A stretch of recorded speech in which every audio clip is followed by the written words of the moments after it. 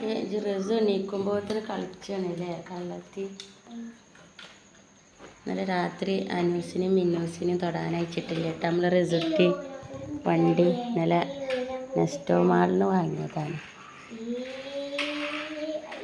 അപ്പോൾ അതാ ചായയൊക്കെ കഴിഞ്ഞ് നിസ്കരിച്ച് ചായയൊക്കെ കുടിച്ച് മദ്രസക്ക് പോകാൻ 1/4 മണിക്കൂറും കൂടി ഉണ്ട് കേട്ടോ.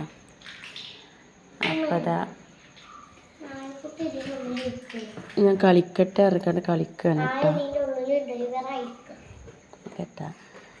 റിസു ഉണർന്നാൽ അത് കിട്ടൂല അറിയാം. അപ്പം രാവിലെ തന്നെ കട്ടെടുത്തിക്കാണ്ട് കളിക്കുകയാണ് കേട്ടോ.